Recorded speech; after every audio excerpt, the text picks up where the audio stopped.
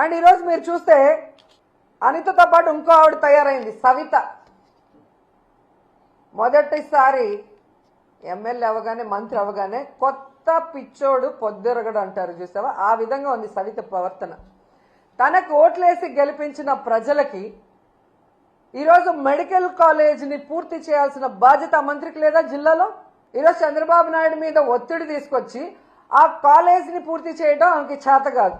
ఈరోజు అమరావతిలో వర్షం వచ్చింది, నీళ్లు తోడుతున్నామని కోట్లు వేస్ట్ చేస్తూ తినేస్తున్నారు. దాంట్లో కొంత డబ్బు తీసుకొచ్చి పూర్తి చేయొచ్చు కదా, అది చేత కాదు. ఈరోజు మీ వెనకబడిన ప్రాంతం అనంతపురంలో పేద ప్రజలకి ఒక నాణ్యమైన వైద్యాన్ని అందించే విధంగా చంద్రబాబు నాయుడు కూడా చేయని ఆలోచన జగన్మోహన్ రెడ్డి గారు చేసి అక్కడ కాలేజీని నిర్మాణం స్టార్ట్ చేస్తే అది పూర్తి చేసుకోకుండా దాన్ని అమ్మకానికి కేబినెట్ లో పెడితే ఎలా సిగ్గు లేకుండా దానికి మద్దతు తెలిపావని సవితను అడుగుతున్నా నేను. మళ్ళీ నువ్వు కూడా మాట్లాడేదన్నా జగన్మోహన్ రెడ్డి గారి గురించి? నీకే అర్హత ఉంది? నీకు ఓట్లేసిన ప్రజలకి వెన్నుపోటు పొడిచి చంద్రబాబు నాయుడు చెప్పేదానికి గంగిరెద్దులాగా తల ఊపుతూ జగన్మోహన్ రెడ్డి గారిని మాట్లాడే అర్హత మీకుందా అని అడుగుతున్నా. మళ్ళీ అనిత అంటుంది జగన్మోహన్ రెడ్డి గారు లండన్ మందులు వేసుకోకపోవడం వల్ల ఏదేదో పిచ్చి పిచ్చిగా మాట్లాడుతున్నాడంట. ఈరోజు హైదరాబాద్ లో 15 రోజులకు ఒకసారి ఏఐజీ హాస్పిటల్కి పోయి ఎవరు మందులు వేసుకుంటున్నారో రాష్ట్రంలో ఉన్న, తెలుగు రాష్ట్రాల్లో ఉన్న అందరు ప్రజలకు తెలుసు. అబద్ధాలు కల్లార్పకుండా ఎలా చెప్పాలో అనే దానికి మందును కనిపెట్టి చంద్రబాబు నాయుడు మీ అందరికీ ఆ మందు ఇస్తున్నాడు కాబట్టే ఈరోజు మీ అందరూ కల్లార్పకుండా అబద్ధాలు చెప్తున్నారు తప్ప, ఈరోజు మీకు దమ్ముంటే నేను వస్తాను, రండి. రాజమండ్రి మెడికల్ కాలేజ్కి వస్తారా? విజయనగరం మెడికల్ కాలేజ్కి వస్తారా? నేను ఇన్ఛార్జిగా ఉన్న మచిలీపట్నం మెడికల్ కాలేజ్కి వస్తారా? నంద్యాల మెడికల్ కాలేజ్కి వస్తారా?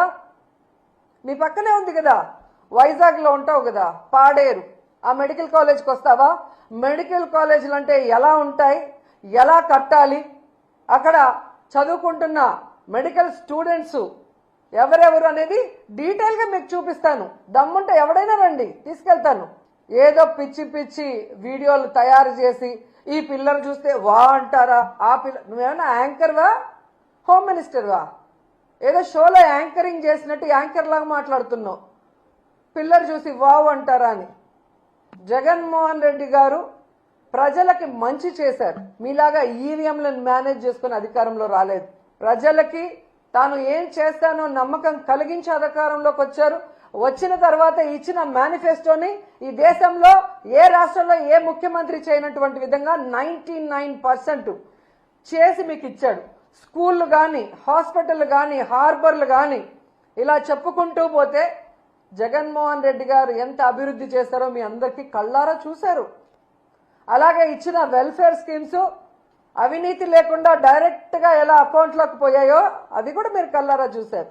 అయినా ఏ విధంగా కళ్ళార్పకుండా అబద్ధాలు చెప్పడానికి మీకైనా ఉండాలి, లేదా మీతో చెప్పించి ఆ చంద్రబాబు నాయుడుకైనా ఉండాలి. ఎందుకంటే ఆయన 4 సార్లు ముఖ్యమంత్రి అయినా ఏ రోజు ఇచ్చిన మేనిఫెస్టోని ప్రజలకు అందుబాటులోకి తీసుకురాడు.